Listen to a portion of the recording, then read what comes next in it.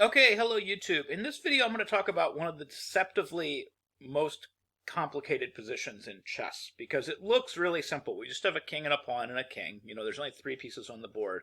But this is actually a deceptively complicated position to win, and it actually requires a little bit of knowledge. And most importantly, it requires a concept that we call sixth rank rule, which is the really important rule that you're going to apply to these types of endgames in order to win them. And actually, without sixth rank rule, this exact endgame might be impossible to win. So anyways, if you like content like this and you want to see more of it, please hit that subscribe button, click on your notification icon. So what's going on here? What's sixth rank rule? Why is this endgame a lot more complicated than it looks? Well, for starters, this endgame would be incredibly simple if the pawn was in the center of the board. So if we just bring up a position where we have the pawn in the middle of the board, like right here, we have the pawn in the middle of the board, this position is actually incredibly simple. We would start off with king e6, which gains the opposition. The black king would have to step from one side to the other. So like king f8, we would play king d7, which outflanks the king and covers the last three squares that our pawn has to go through. And then when he makes a move, we just push our pawn, and our pawn is easily escorted through the last three squares, and there's absolutely nothing black can do. We win the position without a fight. This is no problem at all. So why is it that, coming back to this endgame with the knight pawn, why is this endgame so much more difficult? Well, as you know, as the pawns get closer and closer to the edge of the board, the endgames become more difficult. And to illustrate that, let's take just a look at the rook pawn. We have this again, this identical situation, but in this case it's the rook pawn. This endgame is actually impossible to win. So if, for example, we do the same type of thing, we just take the opposition, like we play king h6, we take that opposition, the black king would go to g8, and we can't go to the g7 square. We can go to this g6 square, but the g6 square certainly doesn't help us very much. We gain that opposition. The main outflanking square that we can go to, g7, is covered by the black king, and we have no option to go like off the board. There's no I file. It goes to H and that's it. We can't go to the I file. So we can't go to I7, which would give us the last three squares and cover. We can't do that. So we could push the pawn, for example. Then all the black king has to do is hover back and forth, just back and forth, back and forth. We have access to g6, but in this case, again, it doesn't help us. King g8, h6, king h8, h7, and that's stalemate. But an important thing to note here, and this is where the sixth rank rule comes into play, this would not be stalemate if there were an I file. So like if the black king could go to I7, then white could play king g7, and then h8 equals queen, and we would win. And that becomes really relevant when we're looking at this king and knight pawn versus king position. So we come back to this main position that we're talking about, king and knight pawn versus king. Why is that so relevant? Well, if we make the same approach as we did with the center pawn, we say king g6, and we say, you know what, I've got enough room to work with here.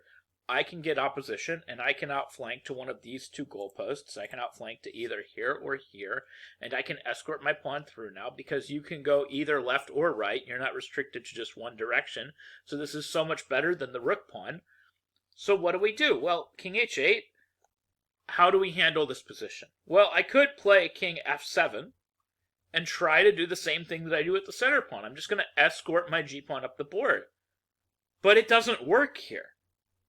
And that's really important to understand. King f7 actually is not working. And it's hard to see at first, but here's the reason why. Let's say black just plays the only move he can legally play, king h7, then g5, and then again, black plays the only legal move, king h8. Now if you push your pawn, if you play pawn to g6, that's stalemate. So you do not win. The black king runs out of room, he runs out of places to run, and that's stalemate. So outflanking to the outside and leaving the black king on the inside doesn't leave black enough room to run when you move your pawn up the board. So at first glance, you might say, wow, how do I win now?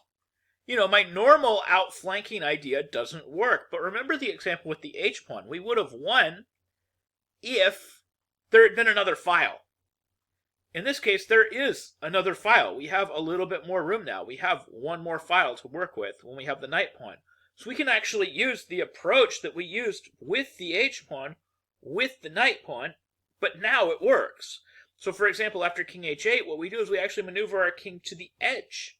we just say, okay, let's play king h6. And so here's the idea. We're going to push our king through. We're not going to play our king to f7. And then when the king goes to g8, we're just going to push. And what we're doing is we're threatening to take this outflanking square. So if king f8, if king f7, we've got this outflanking square. We've got the h7 square. This requires the king to stay in the corner. When the king goes to the corner, we gain the opposition by pushing our pawn again. When we play g6, we have just gained the opposition very temporarily. Now, this wouldn't matter if the king could step in front with king g8, and then when we played g7, it was white's move, for example. Like white had to play king g6, that would be a draw. Or if it were black's move and black had to move backwards, that would be a draw. But in this case, we have Zugzwang, and this is the essence of the sixth rank rule. The black king has to step outside of the protection of this pawn. He has to play king f7, and then we play king h7, and we win. So to understand kind of how the sixth rank rule works, because it's a little difficult to wrap your brain around, because you're like, wait a minute, I was always told that if you got opposition and your king was in front of the pawn, you were fine, and if your king and pawn were lined up like this, you weren't fine, like black should be able to draw. How is this working? So I've got one more example just to kind of imagine this, and that's just kind of looking at it with the bishop pawn. So with the bishop pawn, you can see right here, we've got stalemate. So like, if white's last move was king f6, we've got stalemate.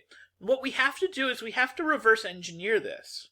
How did black get a draw in this situation? And what you realize is in order for this draw to happen, it has to be white's move right here.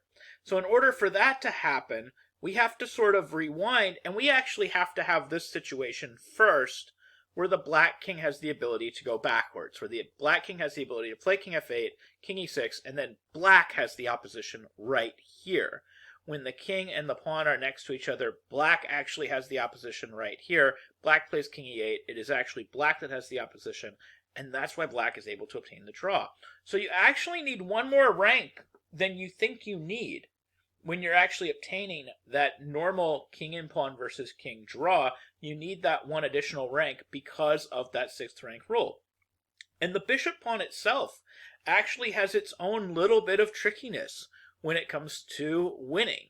Like I said, it becomes easier and easier as the pawn gets closer and closer to the center of the board. There becomes less tricks for black to try to get a draw as the pawn approaches the middle. You can win no matter what. As long as your king is in front of the pawn, you can usually win no matter what, as long as it's not a rook pawn.